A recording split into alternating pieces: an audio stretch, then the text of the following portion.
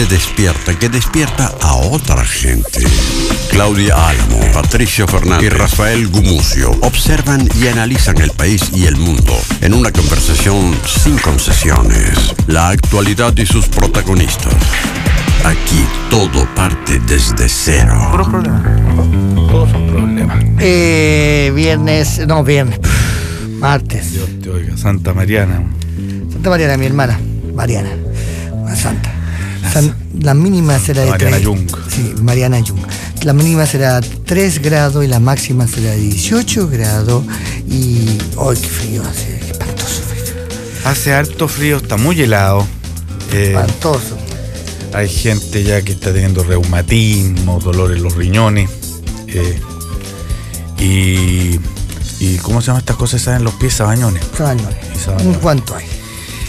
La Moneda resguardó a la presidenta Michelle Bachelet ante las críticas por pre-campaña. El vocero de gobierno, Marcelo Díaz, declaró que la mandataria no pidió ni autorizó esquemas de recaudación de fondos para su campaña política antes de marzo de 2013. Además, afirmó que su única responsabilidad fue aceptar su candidatura. La empresa de asesorías y negocio SPA del recaudador Giorgio Martelli pagó un viaje al exministro Rodrigo Peñalillo a Nueva York el 12 de noviembre del 2012, según indica una factura pagada por la empresa a Turismo Cocha. Este gasto correspondía a la precampaña de Michelle Bachelet Geri. Estupendo. La Fiscalía pedirá al Congreso el registro de votaciones de senadores y diputados en la ley de pesca. La iniciativa busca conocer el comportamiento legislativo de la exdiputada Marta Isasi y senador Jaime Orpiz por posible cohecho en los aportes que Corpesca habría realizado a los parlamentarios. Por fraude al fisco y negociaciones incompatibles, la Fiscalía presentó una acusación contra el senador por Magallanes, Carlos Bianchi, y espera que la Corte de Apelaciones de Punta Arenas resuelva la petición de desafuero. Por su parte, la defensa de Bianchi declaró que las imputaciones son jurídicamente inconsistentes. The Clinic Online concentra hoy día, consigna hoy día que Peñailillo y miembros de la G90 compraron terrenos por 375 millones de pesos el año 2012. Peñailillo, junto al actual administrador de la Moneda, Cristian Riquelme, y Flavio Candia, ex asesor del Interior, adquirieron un predio en la zona precordillerana de la comuna de Peñalolén. Sí, ¿y qué cultivaban ahí? Boletas, facturas. Tenían un cultivo de facturitas. Tenían una mazandería y hacían facturitas. La deuda hospitalaria subió en 69% desde el inicio del gobierno, cifra que llegó a los 155.000 millones de pesos. El Ministerio de Salud informó que parte del déficit es por arrastre y un problema estructural de financiamiento. Según el informe, los servicios de salud metropolitanos, además de los regionales de Viña del Mar y Araucanía Sur, son los más afectados. Los rectores de la U Mayor y la U Alberto Hurtado plantearon que la exclusión de la gratuidad para el año 2016 es inconstitucional. Las autoridades acusaron que en el anuncio primó el criterio económico y analizan ir a la justicia si el futuro proyecto de ley de reforma educacional los llega a perjudicar. Hoy se cumple una semana del paro de aduanas y aunque la fruta pudo ser embarcada en la industria salmonera, calculan en $14 millones menos de venta diaria. Los funcionarios aduaneros rechazan la propuesta del gobierno que consistía en subir la dotación actual de funcionarios en más del 70%. Por Dios. ¿Por qué no quieren? Las visas de turismo entre Chile y China serán gratis a partir del 1 de julio. Por suerte, ya de una vez por todas, tantos años deseando esa visa gratis. Según lo acordaron la presidenta Michelle Bachelet y el primer ministro chino Li Keqiang en el marco de la visita del líder asiático. El objetivo del anuncio es fomentar el turismo, la inversión y el comercio. Las visitas de fin de semana parece que también van a subir mucho entre Chile y China. Sí. De Chile y China. Un tornado arrasó a tu ciudad. Un tornado arrasó a tu ciudad. Sí. Tu jardín primitivo. Un tornado arrasó principalmente a la ciudad de fronteriza de México, Acuña. Chuta. Hay al menos 19 muertes y más de 888... No, 88 nomás, 88. Lesionados que permanecen hospitalizados. Los medios locales señalaron que la cifra de muertos podría aumentar según se realiza la búsqueda de personas en las casas afectadas. Y los primeros matrimonios entre homosexuales en Irlanda serían posibles en julio y no a finales de año como se pensaba. Así lo confirmó la ministra de Justicia, Frances Fitzgerald, tras la aprobación en el referendo del viernes. Recordemos que en este referendo del viernes ganó mayoritariamente por un plebiscito el matrimonio del mismo sexo, y es el primer país del mundo que lo aprueba, en Irlanda. Yo creo que lo aprueba por elecciones. Claro. Es un tema del que hay que empezar a plantearse, porque yo creo que el nuevo tipo de familia... ¿Cuál, mi guagua? No, los nuevos tipos de familia yo no lo veo con pesimismo para nada, pero yo creo que es un tema que hay que plantearse. O sea, el matrimonio con los hermanos, ponte tú, que es algo que todavía no se legisla en ningún lado prácticamente, ¿no? Entre primos sí, eso se... No, entre primos no es pecado. Entre primos no es pecado, eso se ha dicho pero sí. No, los hijos, no, el matrimonio no tiene nada, pero los hijos de estas nuevas parejas y cómo vamos a construir una sociedad, un clan familiar, una tribu familiar totalmente distinta a la que hemos vivido. Yo no estoy diciendo con preocupación, estoy diciendo con ¿Con que, qué? No, que como que esta idea de que... Cuéntenos con qué lo dice. No, que esta idea que es lo mismo, no es lo mismo, es distinto. No, es distinto. Sí, pero por otra parte, eso sucede. O sea, creo que hoy la ciudadanía, las parejas están teniendo sus propios hijos, están 7 kilómetros o 150 kilómetros más adelante que las leyes y las discusiones. Tenemos casos, lo hemos visto recientemente. ¿Qué quiere decir eso? Mujeres que tienen sus hijos por inseminación artificial. La ciudadanía no está esperando que haya un debate respecto de qué tipo de familia. ¿Será cuál la familia que se constituya?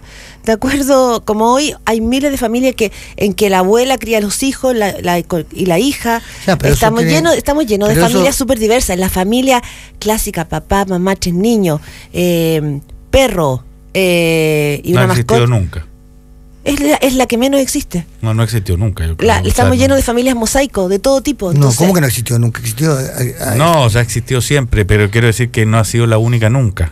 Nunca ha sido la única. No, claro, porque ahora hablamos como que todas las cosas están sucediendo ahora por primera vez, pero claro. Pero fue considerado durante muchos años como la deseable. Todavía, ¿no? Bueno, ahora no, yo creo que eso va a cambiar. Ahora es mal visto que alguien piense que es la deseable. Claro. Sí. No sé si es mal visto. Yo encuentro que es lo que hay. O sea, el que tiene una familia tradicional, genial. El que tiene una familia en que se separó y tus hijos, los míos, los tuyos, los nuestros, genial. Si no es así la historia. ¿No? O sea, no. Así funcionan las sociedades modernas, está lleno de historias distintas y diversas. Sí, pero no todo lo que sucede es genial.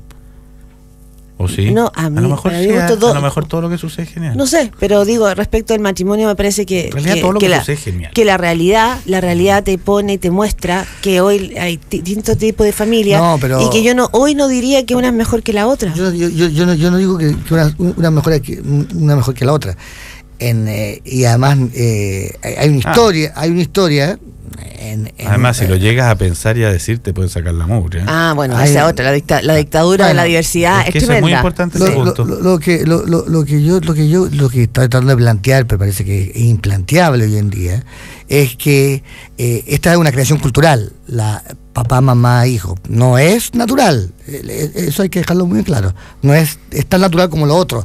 En otros lugares era la tribu, otros lugares eran los abuelos que educaban a los hijos. Esto de papá, mamá, hijo es una creación cultural que lleva varios siglos y que entró en una serie de crisis y que hay que discutir de otra forma. Pero esta idea de que, ¿sabéis qué? Mejor no lo discutamos, porque discutirlo es como, mejor dejémonos en la realidad. Me parece que es como no entrar para nada, no entrar al tema. Vamos a otros temas. Entonces es una superficialidad. Claro, es como decir, bueno, ya existe. No atreverse a las preguntas. No hacerse la pregunta. Pero ¿cuál sería la pregunta? Bueno, ¿cómo si la sexualidad, esa idea de que la sexualidad humana es algo que es del ámbito de las personas y de su individualidad es una falsedad total? Porque las sociedades, por supuesto que tienen derechos, es es obligación de la sociedad ver cómo se reproducen o cómo no se reproducen. Las sociedades por eso prohíben o permiten algunas cosas según cómo cree que se puede reproducir o no esa tribu. Y que hemos considerado, por ejemplo, en el caso de China, una barbaridad cuando la exigencia del Estado es que cada familia podía tener solo un hijo. No es una barbaridad, porque es una forma de... Es una necesidad. Claro, una necesidad comunitaria. Ahora estamos en otra, tenemos que plantearlo y preguntarnos y hacernos preguntas, pero esta de decir, bueno, sucede, hay amor, se aman, a mí eso me resulta como un... No, yo no digo sucede, tampoco, bueno, te podría parecer un poco superficial, y quizás sí, pero no digo, sucede y por lo tanto existe, bueno, suceden los robos, qué pena, claro, asaltan bancos, qué pena, se mata a la gente, qué pena, pero sucede, no lo digo en el sentido de dar cuenta de una realidad. Y en la pregunta de esa realidad tiene que ver también con las sociedades que se han ido constituyendo y cómo estas sociedades se han ido ampliando. ¿Tú crees que el mundo sería mejor si no existieran crímenes, ni robos, ni nada? Yo creo que supongo no. Que sí. Yo creo que no. ¿No? No. Eso son en el fondo tubos de escape para... No solo tubos de escape, son repartidos. Son repartidos. Claro, son maneras de redistribuir, pero aparte de eso, son también permiten, así como por un lado le dan curso a vicios, violencia, etcétera, permiten sacar virtudes y luchas de otros. No, yo lo decía para terminar el punto, Rafa, solo el tema creo que tiene que ver con los derechos. Eso, no. Creo que tiene, bueno, en mi opinión, esto de que si uno de verdad tiene derechos igualitarios y que la dignidad del ser humano está por sobre todas las cosas, lo dicen así las constituciones y todas las cartas de derechos humanos, me parece que como derecho humano, cada familia constituida de la manera no solo casada a través de la Iglesia Católica, de leyes civiles o probablemente convivientes, tienen derecho a tener sus hijos y de criarlos y de cuidarlos y de quererlos. Sí, pero es una discusión larguísima, pero ¿Sí? Yo creo que no es el problema ese, los derechos, los no derechos. No tiene nada, no es eso. Que unos sí y otros no. No, sí, pero porque en un momento, cuando se prohibió las prácticas homosexuales, era porque las tribus eran en el desierto y no tenían cómo reproducirse y les parecía un desperdicio que una pareja, y eso ya no es así, y eso cambió totalmente la visión de las cosas, y eso hay que asumirlo y hay que discutirlo y verlo. Pero los derechos, el amor, todas esas cosas a mí me resultan como las relaciones sexuales no tienen nada que ver ni con los derechos ni con el amor, tienen que ver con otras variables sociales que son más interesantes. Las relaciones sexuales tienen principalmente que ver con el deseo. Tiene que ver con la reproducción. Después vienen todas las otras cuestiones. El amor tiene que ver con el deseo. La reproducción. El amor no sé si tiene que ver con el deseo. El acto sexual tiene un elemento reproductivo importante, por lo cual la sociedad se puede meter. Si el día de mañana todos decidiéramos no reproducirnos, el Estado tendría derecho a preguntarse, bueno, ¿nos acabamos? ¿O seguimos o no acabamos? Por supuesto que hay... ¿Tú crees que habrían centros de presión sexual? Yo creo que habría... ¿Cómo centros de presión? ¿De prisión o presión? Agarrarían a una mina por la calle, agarrarían a un peuco y los meterían en una sala, ¿jaula? Así como a los toros con las vacas, hasta que hacen lo que les corresponde. Claro. Y ahí gana la visión católica de que la sexualidad es solo para reproducirse. Se ha hecho varias veces. No, eso es lo que hay muchos temas más de actualidad. Sí, hay muchos temas de actualidad. Por ejemplo, Jaime Aguirre ayer renunció en Chilevisión, en el estudio 2 de Chilevisión, aclaró múltiples veces de que no tenía nada que ver con el... Claro, si le pidió la renuncia, varias veces, una estrategia que todavía no... Pero espérate, la previa, porque fue parte de la discusión, lo recoge ayer el diario La Segunda, es la discusión que había justamente el día domingo, porque Fernando Paulsen, en el programa Tolerancia Cero, lo comunicó. Un poco lo que hizo la presidenta de Chile con don Francisco. No sé si es analógica la decisión y Paulsen me va a matar, pero... la presidenta Bachelet le anunció al país y a sus ministros que les había pedido la renuncia, y lo había dicho muy pocas horas antes. Con el matiz no menor, sí. Eso sí, de que Paulsen es asesor junto con Hermosilla, que es su abogado de Jaime Aguirre. Claro, iba para allá. Entonces, esa fue la primera discusión, donde en Tolerancia Cero se subrayó insistentemente de que esto no era una renuncia, sino de que lo habían despedido, y y se subrayaba, y se subrayaba, y se subrayaba. ¿Por qué? Nunca he entendido yo. Yo tampoco entendí mucho la estrategia. Yo no...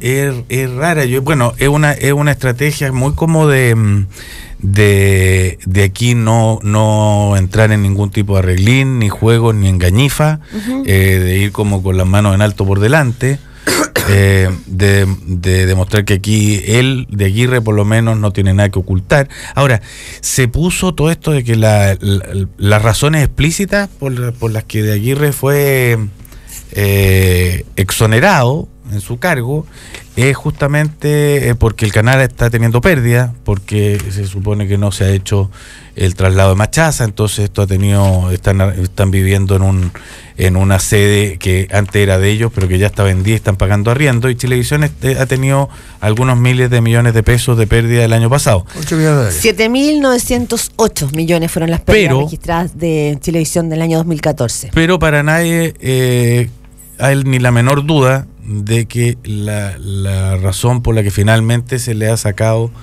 del cargo de director es por estas boletas que se le pagaron, por esta escandalina en la que se vio envuelto, producto del pago de los bonos por Soquimich, por Aguas Andinas y por estas otras dos empresas. Y aclaró ayer también que él no conocía a nadie en esas empresas. Que no tiene nada que ver con esa empresa. Ahora, es tan nítido este dato de que lo terminaron echando por eso, que hace un mes a Jaime Aguirre le mejoraron su contrato. Entonces, sería bien raro que una empresa evalúe el éxito o la deficiencia administrativa del canal por un mes. Tú dices Jaime Aguirre mintió ayer, cuando dice que su salida no tiene nada que ver con las boletas. No se dice, faltó a la verdad. No, Jaime Aguirre, en un acto de, no sé si se llama delicadeza, transparencia o no victimismo, dijo las razones que dio explícitamente en la empresa Time Warner. O sea, él no, en vez de decir su interpretación de por qué lo habían echado, dijo por qué la empresa explícitamente lo echó. Eso fue lo que hizo. Que la empresa no le dijo... La empresa en ningún momento, nunca jamás le ha hablado de la boleta a Jaime Aguirre. Pero no hay que ser muy mago para darse cuenta de que para una empresa extranjera meterse en líos con el expresidente de la República, con uno de los hombres más ricos de Chile y con un posible candidato a las próximas elecciones y estar metida en un escándalo, le pareció poco conveniente. Sí. Qué raro, ¿no? Las cifras del canal... Qué raro son. Porque en esto Jaime de Aguirre se tiró también, abrió un flanco fuerte con Sebastián Piñera. O sea, yo creo que él tomó la decisión de ir completamente con la verdad y no darse ni una vuelta, ni inventar informes, ni nada. Fue y dijo, mira, sí, efectivamente, estos eran los bonos por desempeño. Hice una boleta, me pidieron que la reversara y que hiciera 3 a nombre de tal empresa, y ese fue su error. Pero él... Mira, yo no diría que tiró el mantel, sino que entregó la verdad de lo que había pasado. Él lo que dice, estoy diciendo porque va a salir ahora en el Clínico Online una entrevista con él que se le hice yo con la Andrea Moleto ayer. Él en esto lo reconoce como una estupidez, además, porque efectivamente para una persona que no tiene 15 años, haber hecho nomás las boletas, haber entregado boletas a una empresa que no tiene ninguna relación con él para que le paguen un sueldo de otro lado.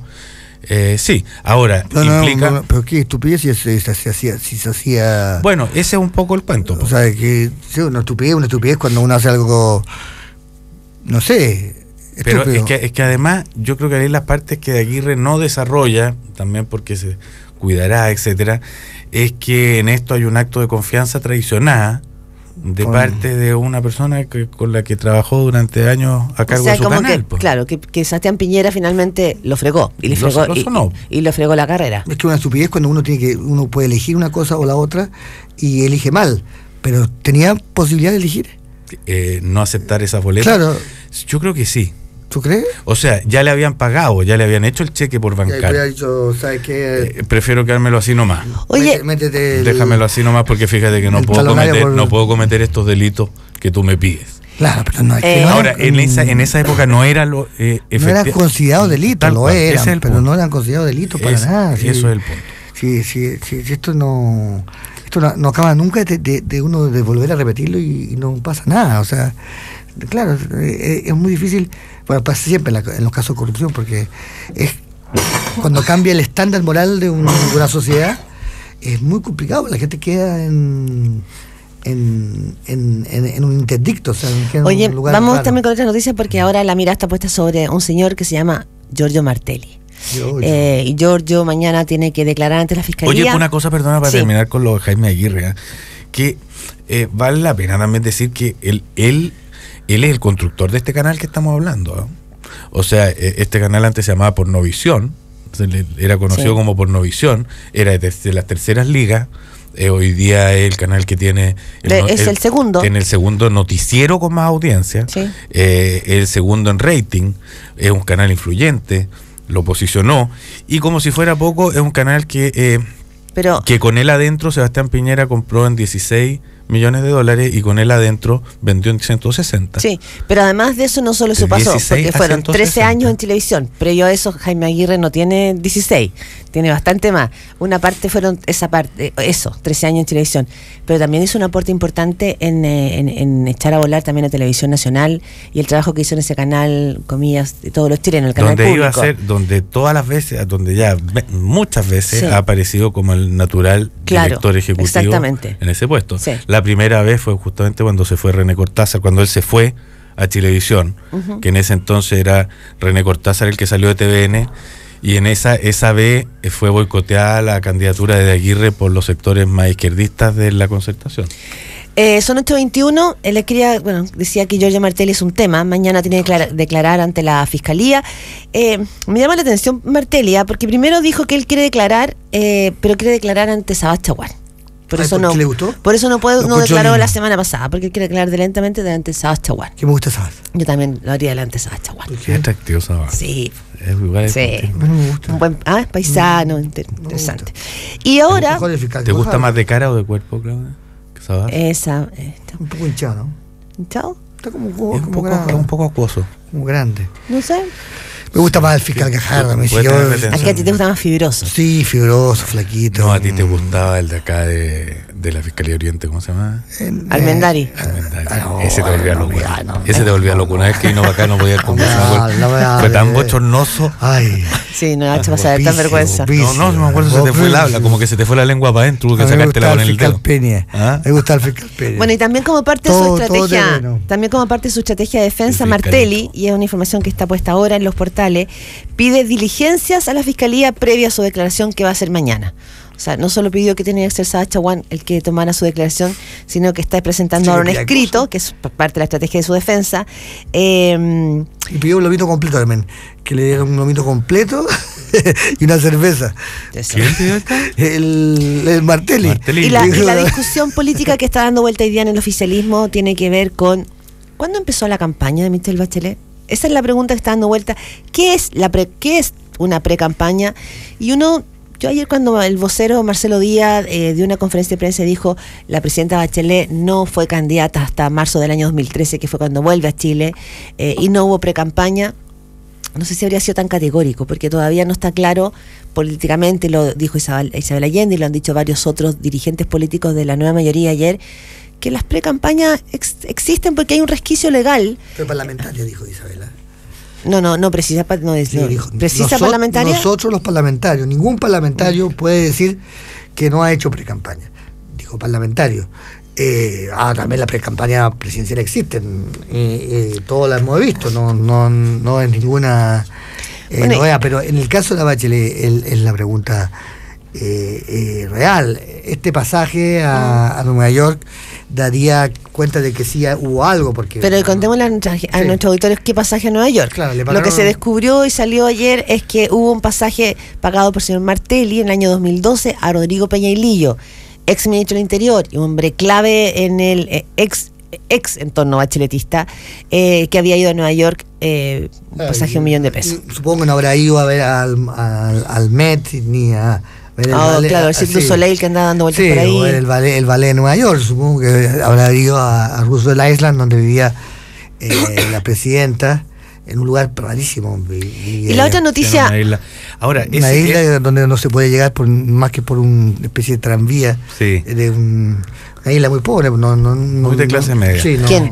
¿Dónde vivía la presidenta? En un lugar muy piola, en una islita frente a Manhattan. Porque vivía en las torres de Carlos Antunes, en una isla. Sí. Si tú ponías la torre de Carlos Antunes, la ponías en una isla, Oye, hay una cosa que se está... Una cosa terrible. Hay una cosa que se está incubando a propósito de esta discusión que decís tú, Claudia, de si había o no campaña, que en el fondo podríamos verlo entre el bando de la Bachelet y de Peña y Lillo. Claro. Se está incubando una guerra que puede terminar muy mala, porque el dato que ustedes están diciendo de los pasajes... Que son más de uno, parece que... ¿Son dos, entiendo? No, pero me dice que hay ocho pasajes a otra gente. Bueno, habría que ser muy ingenuo para no deducir que eso viene filtrado del ámbito de Peña y Lillo. Claro. Y de la misma manera, en el ámbito de Peña y Lillo se debe sentir que hay muy alta tradición si es que se pretende, de parte del mundo de la Bachelet, si se pretende echarle toda la culpa a lo que ellos hicieron, como si ella nunca hubiera tenido ni pinche que ver. Por más allá incluso de si tenía o no la información de esto otro. O sea, finalmente en el mundo de Martelli hay varias personas que son del mundo de la Bachelet. No estoy diciendo, con esto lo estoy distinguiendo un poco del mundo estrictamente de Peña y Lillo. Entonces, es complejo separar absolutamente estas cuestiones, y cuando uno le hace la desconocida completa al otro, se puede aquí desatar una guerra de sacada de paños sucios, porque entre esos dos se conocen los paños. Primero, porque la G90, por así decir, pudo haber sido poderosa mientras estuvo como en el entorno de Bachelet y a Rodrigo Peña y Lillo como delfín de Bachelet. Hoy no son poderosos, están más bien en el cuestionamiento. No sé. Ojo, porque yo creo que hoy no sé si son tan poderosos. Peña y Lillo fuera... Como si fueran apretados, pero en el momento en que se empieza a generar estos bandos que estamos hablando, se vuelve a rearticular una razón de ser para ellos. Bueno, pero el tema es que se vuelve a recuperar, pero ¿son tan poderosos para que esa razón de ser pueda desestabilizar al gobierno? Hay que ver lo que dice Martelli. Lo que tenemos hoy día, lo sacó el Clinic Online, es que dicen que Peña y Lillo y miembros de la G90 compraron un terreno por 375 millones en el 2012. Esto fue en la zona precordillerana de la comuna de Peñalolén. Con Candia y con Riquelme, con el señor, el actual administrador de la moneda, Cristian Riquelme, y Flavio Candia, que era ex asesor de Interior. Con ellos se compraron este terrenito ahí en la zona precordillerana. ¿Con la planta de Martelli? No. Lo compró Peña y Lillo. Su derecho es tanto. Pero tampoco comprar un terreno. Sí. Se tienen que enterrar en alguna parte. Tienen que enterrar todos los papeles que tienen. Hacer su inversión también. Pero bueno, Martelli yo creo que en ese sentido va a ser clarísimo para ver qué tan, ¿cómo se dice? La palabra es como protegida, cuidada es la figura de la presidenta, o si aquí hay una tirada de mantel. Que es clave una cosa que estamos diciendo. Cuando Carlos Cruz cayó, estamos hablando del caso Mobgate. Sí, Mobgate, no lo abandonaron, lo fueron a ver, lo ayudó, siempre hubo alguien que lo ayudó, y eso permitió que Carlos Cruz no tirara el mantel. No tirara el mantel. Pero si como el caso de Jorrat. Claro, si Peña y Lillo fuera un Carlos Cruz ahora, si tuviera la situación de Carlos Cruz, ¿qué solidaridad tendría él con el gobierno? ¿Qué lealtad tendría él con lo tremendo, podría hacer todo lo que Carlos Cruz hizo. Lo tremendo es lo que dice Pato como tras las bambalinas del poder. ¿Qué hace? ¿Qué provoca? ¿Qué gatilla un corte tan filudo, tan brutal entre la presidenta Bachelet y un hombre que no era solo de su confianza política? Venía trabajando con ella desde que fue precandidata presidencial por primera vez, la acompañó como jefe de gabinete durante todo el periodo presidencial. Ha sido un hombre muy ancla, muy su 50%, ¿Y lo que dicen, el sentido operativo. Entonces, este quiebre probablemente y este corte tan filudo, tan... El momento está identificado, es el caso Cabal. O sea, el momento en que él se pelea, se distancia con Bachelet, y al parecer que ya no se rearticula nunca más esa relación como antes, el caso Cabal. ¿Porque él no fue capaz de prever que ya tenía que volver antes? Ahí ya faltaría, eso es lo que dice o lo que tiró Bachelet en su momento, que fue mal asesorada. Pero ahí todavía faltaría por investigar más, por saber más minuciosamente qué fue lo que pasó. Pero el dato parece más o menos cierto, es que después de ese episodio hubo algo aquí que se rompió y que no se volvió a... ¿Y por qué se demoró tanto entonces ella en tomar decisiones? Porque como Si tú pierdes la confianza en tu jefe de gabinete. Yo creo que tiene muchos papeles y muchas cosas. No, y además la confianza no es que la perdiste un día y al día siguiente reaccionaste. No creo que funcionen así las cuestiones. Lo que pasa es que lo que también dicen en La Moneda es que todos los defectos de Peña y Lillo, todas las malas artes, a alguien se la habrá aprendido. Y su gran profesora ha sido la presidenta Bachelet. Entonces, separar a la Bachelet de Peña y Lillo como es que eso es el momento, yo creo que es el momento político que estamos en este minuto viviendo. Se está gestando aquí un conflicto que no sabemos dónde puede llegar y que es oscurazo, ¿eh? O sea, piensa tú que si uno se imagina ya, ahora Bachelet y toda su fila están diciendo, ella no sabía lo que hacía este grupo, que es lo que dice Navarro, sí, ponte tú. Navarro dijo, esto es como los fan club. Muchas veces los fans organizan cosas de las que el artista no está enterado. Ya. Esa versión que la va a desarrollar todo un mundo, es como decir, aquí hay unos gallos, llamémosles Peña y Lillo, llamémosles Peña y Lillo, detrás de un organizador que llamémosle Martelli, y que hicieron todo por su cuenta, son unos sátrapas que hicieron toda esta cosa por su cuenta. Claro. Y de repente estos gallos van a salir y van a decir, a ver. No, nosotros no éramos fan club, éramos los músicos de la orquesta. Claro, nosotros éramos la orquesta, éramos aquí toda la banda. Éramos parte de la banda. ¿Cómo es la cuestión? No éramos nada fan club y no estábamos nada solos, ya nosotros nos encargaron de hacer un programa y nosotros diseñamos la cuestión. Entonces vamos viendo. Y el programa estuvo a cargo de Alberto Arenas y no era G90. No, pero todos los informes, eso se suponía que muchos trabajaban para eso, para ir generando una plataforma de aterrizaje a Michelle Bachelet. Yo no sé, insisto, yo no sé si están, claro, uno es poderoso si tiene información y la quiere tirar y con eso puedes estabilizar, pero yo no sé si en el mundo de los partidos políticos de la universidad son tan poderosos los G90. Creo que eso ha mitificado N. No, pero tienen mucho, no quiero decir la palabra N. Mucho. Pero mira, cuando uno tiene información compleja, claro que es poderoso. Muy poderosos, pero claro que no son.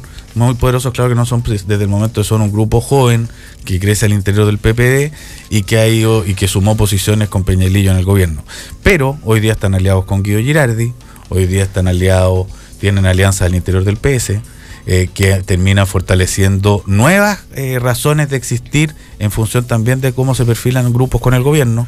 O sea, yo creo que hay algo naciendo en estos momentos que todavía no lo vemos, pero que ya está en germen, que tiene que ver con este conflicto entre si esto fue pre-campaña o no. Algo se está perfilando ahí. Por eso lo que digo, no sé si fue una buena estrategia de La Moneda salir el ministro vocero ayer, salir diciendo tan a rajatabla que aquí no hubo pre-campaña por ningún motivo, porque la verdad es que no sabemos cómo se puede dar vuelta esa tortilla. El gobierno debería aprender que las respuestas no tienen que ser tan taxativas. Claro. Porque las cosas se mueven, son más gelatinosas de lo que uno logra ver. No, la respuesta tiene que haber sido la del rector ayer, que hablábamos, que se estaba financiando la política, se financiaba el ejercicio diario de la política. Por eso la entrevista de Isabel Allende el sábado creo yo que fue bien importante, aunque ella precisaba el tema de los parlamentos. Pero la primera que dice, sí, pero son dos cosas distintas, porque existen las campañas y todo eso, pero existen dos partidos políticos, que son la UDI y el PPD, donde encontramos otros usos, que son la boleta de Jovino Novoa y la de Giorgio Martelli, que son boletas que no eran en campaña, eran fuera de los plazos de la campaña y estaban dirigidas al día a día del partido. Ese otra cosa que también habría que explicar y que me parece que es más explicable. Sí. 8:33 de la mañana va a estar con nosotros Alfredo y Jocelyn Holt como martes por medio, que ya llegó. Queremos contarles que para vestir la camiseta de la selección primero hay que ganársela. Paga todo con cualquiera de tus tarjetas Corbanca y participa por una de las 400 camisetas oficiales de la selección chilena. Para más información visita corbanca.cl. Corbanca es el banco oficial de la selección. Cuando buscas un lugar para vivir, buscas comodidad para tu familia. Por eso ENACO te invita a conocer su proyecto Parque Brisas Norte en Chicureo Norte, con urbanizaciones subterráneas, amplios espacios y 3 tipos de casas de 114, 102 y 91 metros cuadrados, con 3 dormitorios y 2 baños más baños de visita. Visita su sala de venta en Santa Filomena, esquina Parque Brisas Norte, Chicureo. Para más información, entra a enaco.cl. Para cumpleaños, nacimientos, aniversarios o solamente para sorprender porque sí. Ingresa a rosalinda.cl usando el código Radio 0 y obtén un 15% de descuento en tu próxima compra de arreglos florales. En Florería Rosa Linda tenemos 10 años de experiencia entregando emociones. Y atenti, porque si quieres un viaje de negocios, por ejemplo, confía en Turavión, la agencia de viajes corporativos con más experiencia en Chile. Puede asesorarte en el desarrollo de políticas de viajes, así como también junto con las mejores negociaciones con proveedores a nivel nacional e internacional. Turavión, 80 años viajando con usted, infórmese en turavión.com. Vamos y volvemos. ¿Ustedes conocen a la Lemos? ¿Ah? ¿Le suena a alguien? Bueno, es que hoy día se va a peinar en el caño. No, sí la conozco. ¿Quién es la Lemos? ¿Es una ella? No, una belleza. ¿Una belleza? ¿Cómo se llama? Le vamos a hacer suerte entonces a Lemos hoy en su caño. Va a peinar el caño. En Radio Cero, desde cero. Porque pensamos en tu comodidad y la de tu familia, ENACO te invita a conocer la nueva etapa de su proyecto Parque Brisas Norte, ubicado en Chicureo Norte, con urbanización subterránea, rápidos accesos y 3 tipos de casas de 114, 102 y 91 metros cuadrados, con amplios terrenos, 3 dormitorios, principal en suite, 2 baños completos más baño de visitas y sala de estar en segundo piso. Visita la sala de ventas en Santa Filomena, esquina Parque Brisas Norte, Chicureo. Espacios para vivir mejor. Eso es ENACO. Eso es diseño sustentable. Entra en enaco.cl. En Radio Cero son las 8:36 minutos. Estás en el semáforo cuando aparece el All New Mazda 3 con el que tanto sueñas. Piensas en el diseño de tu auto y no se compara con su diseño codo. Miras tu radio con entrada de cable auxiliar y está a kilómetros del sistema Mazda Connect. El semáforo cambia y sientes cómo la performance y eficiencia de su motor Skyactiv hacen que desaparezca en segundos frente a ti. Entra a Mazda.cl/3 y sorpréndete. Mazda. Respalda y garantiza Derco. Turavión es la agencia de viajes corporativos con más experiencia en Chile. Más de 200 especialistas dedicados a entregar la mejor solución para los viajes de su empresa, reuniones, eventos y viajes vacacionales. Pertenecemos a la red global HRG con presencia en más de 120 países, lo que nos permite entregar los más altos estándares en implementación de programas de viajes corporativos y tecnología de vanguardia, siempre apoyados por nuestros business managers. Turavión, 80 años viajando con usted. Infórmese en turavión.com. Mi amor, al final encontré las botas que andaba buscando. Mira qué lindas, ¿no? ¿Y las pagaste en efectivo o con tarjeta? ¿Con tarjeta? Paga todo con cualquiera de tus tarjetas Corbanca y participa por una de las 400 camisetas oficiales de la selección chilena. Mientras más las uses, más posibilidades tienes de ganar. Corbanca, somos el banco oficial de la selección. Infórmate de las condiciones de esta promoción revisando las bases publicadas en www.corbanca.cl.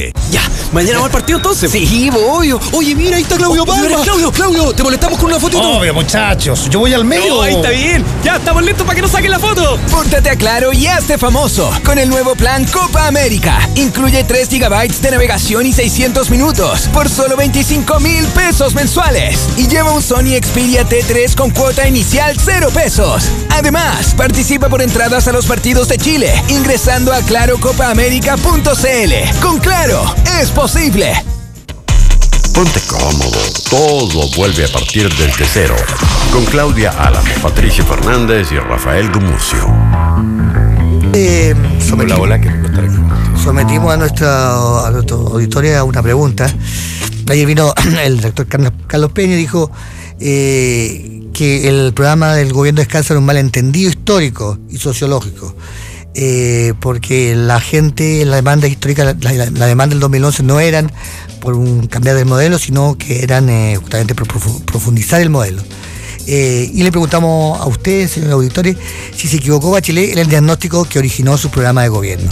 Y sí, vio malestar social donde no había, votó 46%, y no, recogió demandas reales de la ciudadanía el 54%. Cosa que... ¿Qué hubieras contestado tú, Alfredo Senijol? Muy buenos días. Muy buenos días. Muy buen día. No, yo creo que si uno ve lo que se estaba planteando era para un cambio drástico del sistema económico y político. Lo que estaba planteando Bachelet al comienzo. No, lo que se estaba, la demanda. La demanda ciudadana. La demanda más verbalizada. Era revolucionaria. Sí, yo creo que sí. Así hay un discurso revolucionario, sin duda. O sea, hay prácticas revolucionarias también, hay una praxis revolucionaria también. O sea, Bachelet y su equipo en ese entonces recogen bien el ambiente que hay en la calle. Es congruente con eso, sí. O sea, no hay un malentendido, como dice Peña. No hay ningún malentendido. No hay ningún malentendido. Es decir, otra cosa es que la gente entienda lo que pide, que es otra cosa muy distinta.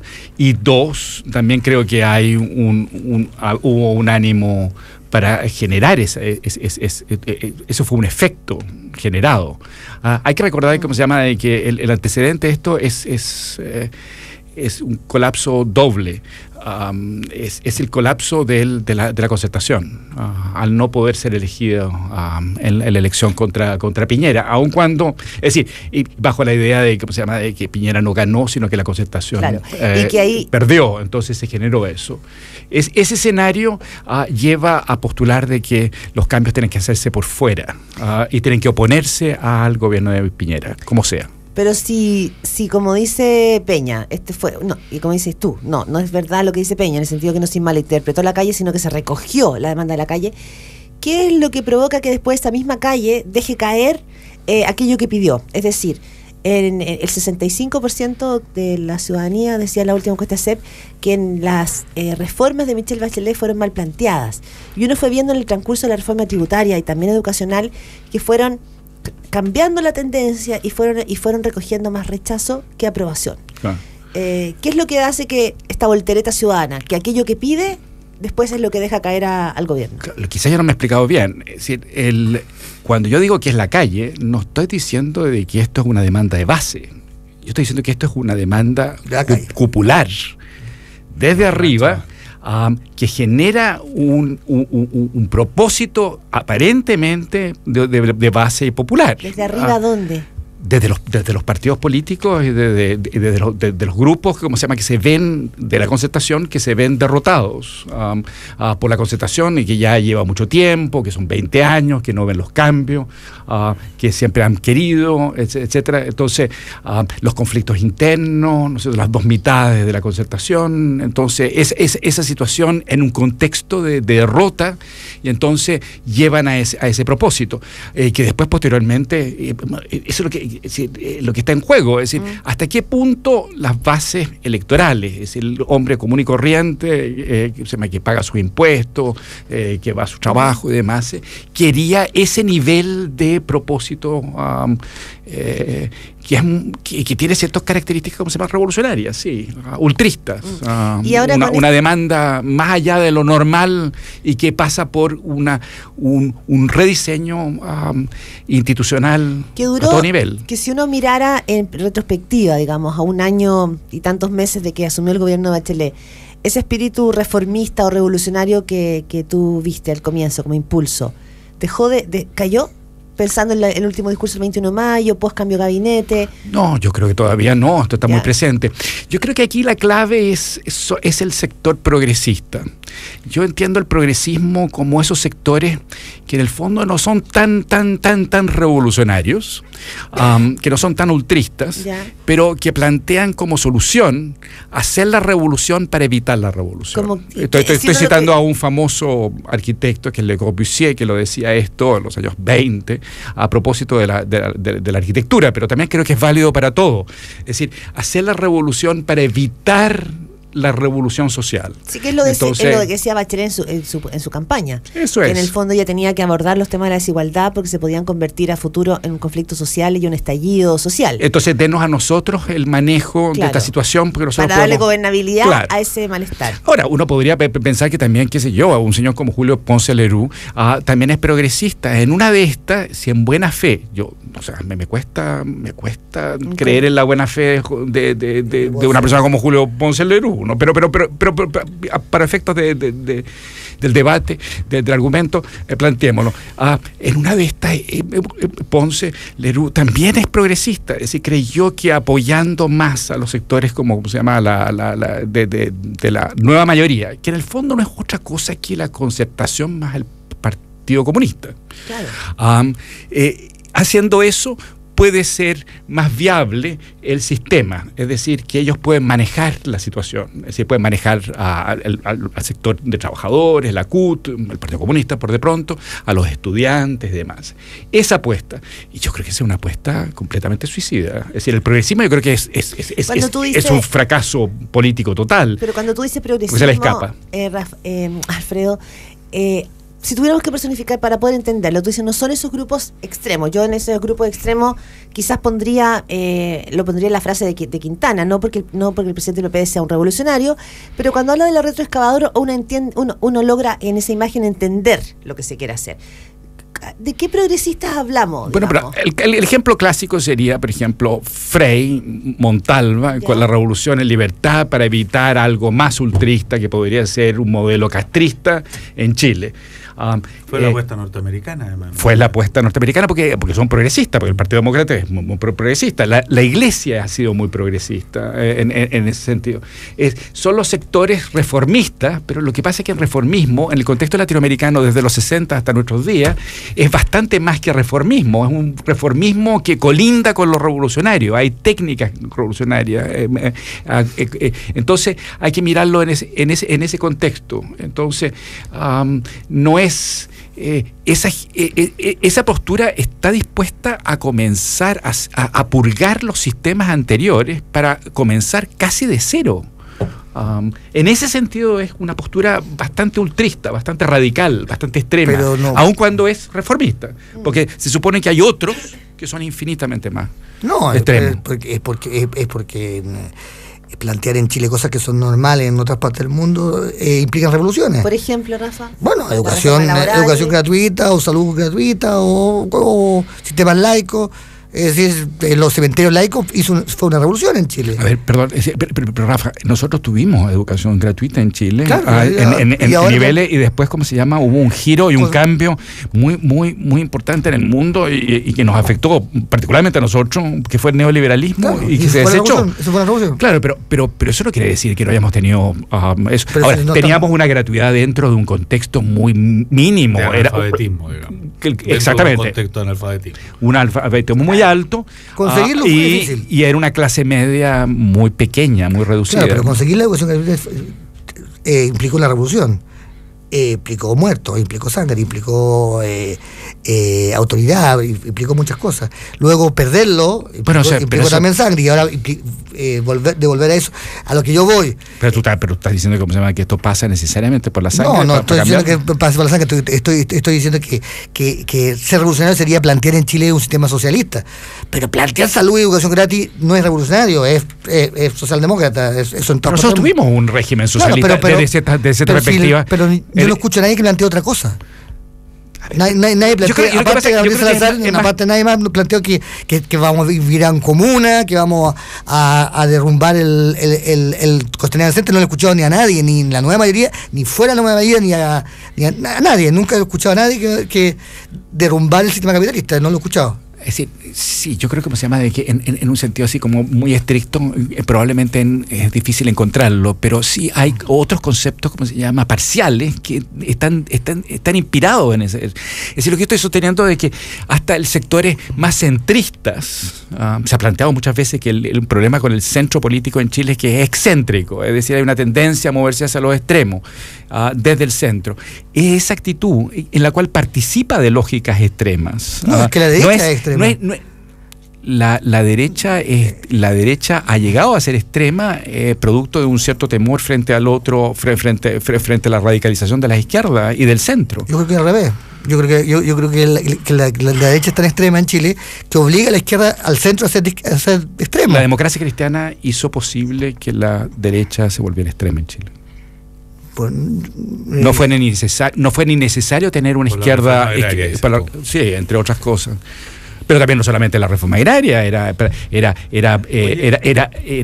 socializar toda la banca, y se llegó a plantear quizás, ya en el gobierno de la Unidad Popular, socializar la educación entera. Pero lleguemos al día de hoy, digamos. Sí. ¿Tú cómo interpretarías el clima que se está viviendo? O sea, esto que se le está llamando clima de desconfianza. Sí.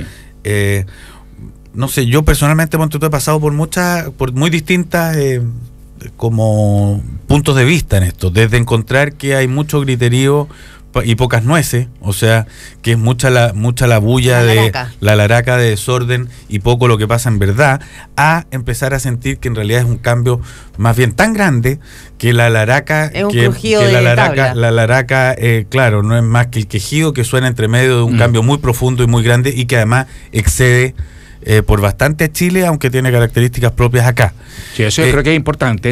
Esto no es todo único a nosotros. No, porque esto lo estamos viendo entonces hay un contexto por general. donde uno quiera mirarlo lo va a encontrar. Lo va a encontrar y eso es lo que lo volvería más grande todavía. Sí. O sea, eso es lo que vuelve que sea un cambio más global, estructural, o sea, muy profundo de relaciones políticas humanas, societales, etcétera. En fin, ¿cómo ves tú y cómo más o menos, si llevamos este ámbito de desconfianza a lo que se vive en Chile, cómo se arregla este lío de mentiras y sospechas en el que estamos metidos con las platas? Porque toma una traducción muy concreta a lo que estamos hablando, que es, ponte tú, cómo se va a explicar ahora cómo se ha financiado la política en los años anteriores. Pero imagínate que la persona que el dios tutelar del sistema político en Chile se ha revelado que es el yerno de Pinochet. Es una cosa insólita. Como dice León Cohen, mirado psicoanalíticamente es tremendo, porque es como tener a Pinochet en el susurro de tu oreja al lado derecho diciéndote: yo les decía, señores, aquí eran todos estos políticos unos personajes miserables. Cuando se murió Pinochet, había una contraportada del Clinic que aparecía con un ojo abierto. Cuidadito. Era buena portada. Cuidadito. Exacto, lo mismo. Igual. Entonces, yo creo que aquí, a ver, el sistema político chileno es fundamentalmente cupular. Son los partidos políticos. Y por el otro lado, la presidencia de la República. Dijimos, esa es la situación. Lo que se trata de crear es una cuña en el 2011 que excede a los partidos políticos a través de la lógica de los movimientos sociales. Eso yo creo que no ha terminado por cundir, pero sí ha terminado por ahondar más profundamente la deslegitimidad de la institucionalidad política. Lo que es interesante es que se ha añadido la presidencia de la República. Y eso sí que es llamativo, especialmente llamativo. Porque la presidencia de la República es más poderoso que el Parlamento. ¿Pero qué significa, Alfredo Jocelyn Hall, que se haya añadido la presidencia? ¿Cómo se llama? Es decir, de que el cuestionamiento. El cuestionamiento, y por qué ha llegado tan cercano como a la figura de la presidenta de la República, y en distintos distintas aristas, no solamente por su vínculo personal con su hijo, que habría un aprovechamiento, supuestamente, sino que también para el caso de la precampaña. Y entonces eso es muy, muy grave. Ahora, la presidencia de la República se mantiene muy fuertemente por un fenómeno de inercia. Y entonces eso es curiosísimo también. El sistema funciona, la presidencia de la República sigue funcionando, aun cuando hay una deslegitimación de la persona, de la figura, y hay un debilitamiento feroz de parte de la presidencia de la República. Yo sé que ya pasó en política chilena, esto ya pasó como el siglo pasado, pero el cambio de gabinete no reforzó un poco esa figura de Bachelet, que previo al cambio de gabinete se veía mucho más cuestionada, debilitada, como media pasmada. No. Sí, pero yo creo que aquí hay que distinguir entre la persona de ella y la figura institucional. ¿Se puede separar tanto? Sí, se puede separar. Porque a Piñera se le criticaba. Se puede separar porque al punto de que en otras circunstancias, en otros sistemas políticos, donde no se hace la separación, el gobierno habría caído. Pero espérate, tú, Claudia, dices hace mucho rato, el gobierno de la señora Bachelet habría caído hace mucho rato, habríamos tenido elecciones generales. Claro. Pero algo de eso yo veo, porque al revés de lo que decía la Claudia, si es que te entendí bien, ¿tú crees que el cambio de gabinete realzó la figura de la Bachelet? No la realzó, pero la afirmó un poco. Yo creo que la mandó a guardar. Claro, absolutamente. O sea, el equivalente a una caída de gobierno, digamos, si es que la hacemos muy a la chilena. Sí, pero ¿cómo se puede tener? Porque aquí tomó el poder otro. Claro, yo estoy totalmente de acuerdo, pero pero esto abre otra incógnita. ¿Cómo se puede tener una presidencia institucional de la República que siga funcionando cuando la figura que la encarna simbólicamente la meten en un closet? ¿Me entiendes? Su fantasma. ¿Me entienden? Entonces, ese es lo gravísimo. Esto ocurrió, por ejemplo, en el Watergate, por ejemplo. Se quedó clarísimo que el presidente de la República era deshonesto, Richard Nixon. Ahora, ¿cómo puedes hacer funcionar el sistema con un presidente deshonesto? Alfredo, ¿y quién habría metido a Bachelet el closet si lo que vimos durante más de 72 horas que duró su diseño de gabinete es que ni los partidos políticos estuvieron avisados ni notificados? No, ella todavía. ¿Quién la metió al closet? Es que ella también apela a esta inercia. ¿Me entiendes? Esto es una pelea, Ella no se entiende. Ella apostó por los movimientos sociales. Sí. Ella apostó por los movimientos sociales. Alguien me dijo el otro día de que, qué sé yo, Revolución Democrática deben ser 300, 400, como se llama, militantes. Pero metieron 250 al gobierno. Sí, con todo ahí. Es decir, lo metieron, como dicen los mexicanos, lo metieron en el presupuesto. ¿Te das cuenta? Ese sí que es apuesta, ¿me entiendes? Ahora, Revolución Democrática no le sirvió nada al padre Monte, parece, ¿no? Digamos las cosas como son, porque el padre Monte salió diciendo, como se llama, que no le daban plata y que había apostado por este esquema. ¿Qué opinaste tú de eso? Bueno, pero sus agentes del Techo para Chile no fueron lo suficientemente. Ahí es donde falla el progresismo con sectores que pueden estar más al extremo del progresismo, ¿me entiendes? Entonces no resulta el padre Monte. Ya, pero esa medida que dijo la Bachelet en el discurso, ¿te pareció sensata, la que ha sido atacada por el padre Monte, de darle de privilegiar esta gratuidad a los del crunch por sobre los del crunch? El crunch es un personaje como malo, así. Crunch en la vida. Sí. De Dickens. Hay mucha razón en distintas posturas. El padre Montes tiene toda la razón, que se le entrega a plata a las instituciones públicas porque supuestamente no lucran, lo cual es falso. Y eso yo creo que tiene toda la razón. Las universidades públicas lucran permanentemente. Está la otra postura de que la educación pública ha quedado preterida, y por lo tanto lucran su funcionario. Pero la universidad, ¿cómo lucra la universidad pública? No, también. No, pero la universidad tiene utilidad, no. Desde el momento que, como se llama, que tiene utilidad el funcionario también, como se llama, el profesor, también tiene utilidades para la universidad. Lo digo, son cómplices en el lucro 2, no la universidad que lucra también. Sí. Los empleados sí, y grandes cantidades. Yo en tolerancia cero dije que profesores en la Universidad de Chile ganaban podían tener ingresos de 14 millones y quedé corto. ¿Hacer clase? Profesores. ¿Sí? ¿De 14 millones? O sea, es una carrera que habría que promover, digamos, la carrera de profesor. Es falso. Pero no hacen, esos profesores no hacen clase. Lo peor pagado en el sistema educacional chileno es la docencia. Estos son investigación y en realidad son ONGs que están dentro de la universidad y prestan y se suben al carro de la universidad que les presta la marca y exenciones tributarias y una serie de otras. Pero ganan 14 palos son ingresos. Pero espérate, durante 5 meses que les dura un proyecto y después se pasan un tiempo que vuelven a las 400 lucas, ¿o no? No. O consiguen tener esos sueldos durante largos tiempos. No. En una de estas están boleteando a Sokimich también. Dejémonos con cuento. No, se encontrarán otros proyectos. En eso llevan. Hay ingresos. No estoy diciendo que esto es un sueldo, porque ahí no funciona con esas lógicas. Funciona como se llama, con ingresos. Entonces, el rectores como Montes y otros tienen razón en ese punto. Por el otro lado, sí, yo creo que hay un lobby de parte, ¿cómo se llama?, de parte de las universidades públicas. Y ahí uno se hace la pregunta, ¿para qué queremos entregarle tanta plata a tanta universidad mala? Que es la misma razón que yo daría para no entregarles plata a las universidades privadas. Yo creo que las universidades privadas son malísimas en líneas generales. Las universidades públicas, en líneas generales, son malísimas también. Entonces uno se hace la pregunta, ¿por qué deberíamos gastar ahí, poner platas fiscales en ese ámbito si no dan?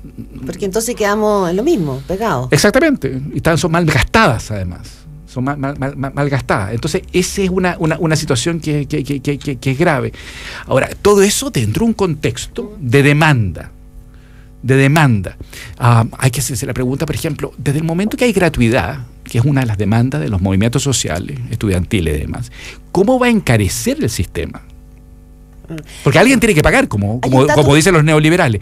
Alguien, al final de cuentas, tiene que pagar. ¿Me entiendes? Independientemente que es gratis para hay un dato, perdón, que no estamos recogiendo, y fue esta marcha espontánea que se dio ayer en la Alameda, la marcha de los secundarios. Una marcha no menor, no 5 pelagatos, una marcha no autorizada, organizada muy encima, en el que la reivindicación de estos secundarios es como los que nos prometieron hace un año no se está cumpliendo, no nos gusta esta reforma educacional, y yo creo que hay que tener la mirada puesta en ese... tengo entendido que los carabineros tampoco le tiraron agua, sino que era una especie de lluvia, la tiraban para arriba.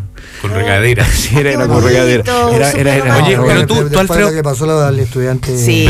Pero tú, Alfredo, dice, acabas de sostener que estas marchas que hubo el 2011, en el fondo, eran piloteadas por mundos políticos. Y la de ayer también. Esa espontánea también no tiene nada de espontánea. Ya, es que para allá iba la pregunta. Si eran piloteadas por gente, por ex concertacionistas sin trabajo en ese entonces, el 2011, las que han continuado siendo ahora, ¿qué concertacionistas las dirigen? Porque hubo una hora hace 10 días atrás, una semana atrás, incluso con muerte en Valparaíso, y que fue bastante numerosa. Sí, por cierto. Por ejemplo, se ha planteado de que el propósito, como se llama, de tirar a la gente a la calle, estaba programado para el 2010, pero vino el terremoto y se movió al 2011. ¿Programado por quiénes? Entre otros, por el Partido Comunista. Ciertamente. El Partido Comunista es muy interesante en ese sentido, porque el Partido Comunista puede ser muy gradualista y puede ser muy sensato y demás, pero como dijo la Camila Vallejo un tiempo atrás, es con una pata adentro y una pata afuera. Es decir, es un propósito. Esto lo sabemos. Hay un comportamiento del Partido Comunista desde siempre que ha sido así.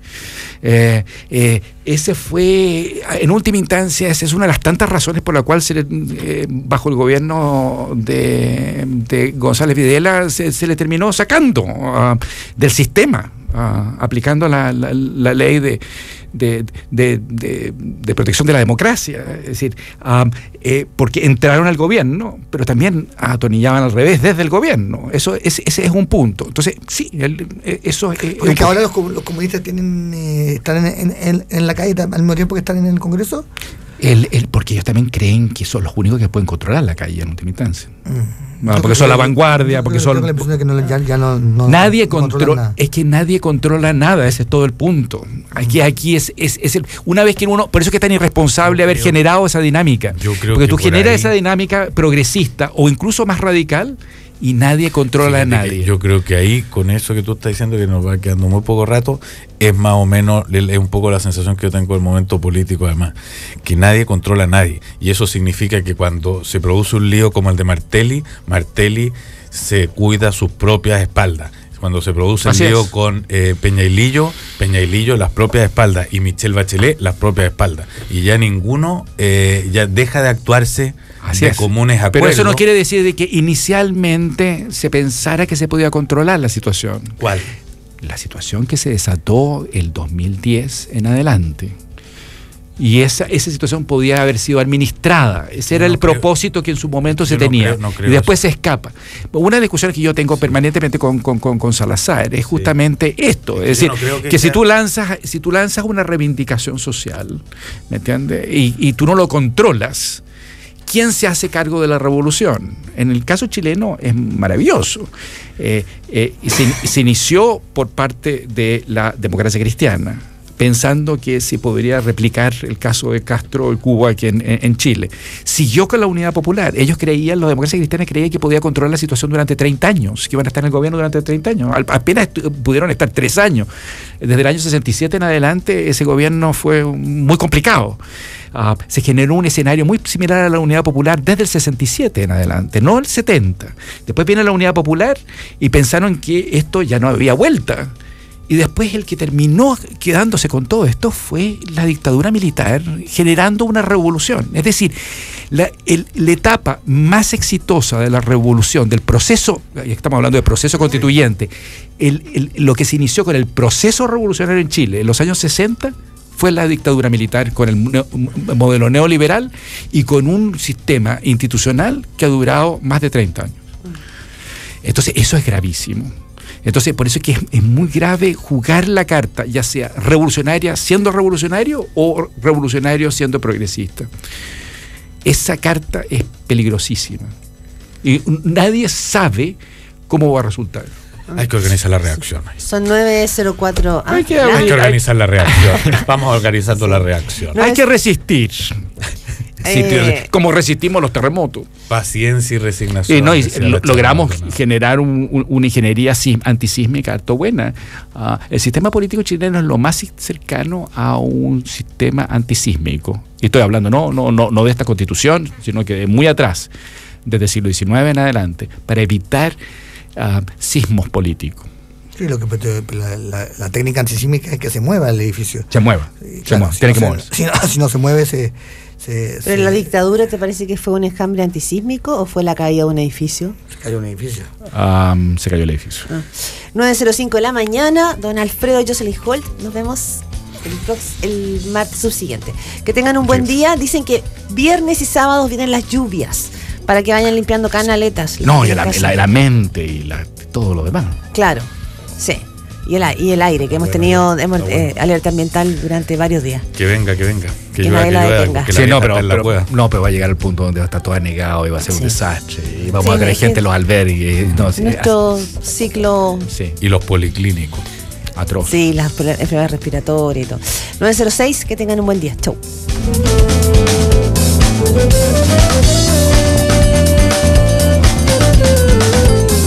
Desde Cero fue presentado por Corbanca, un banco que se mueve contigo.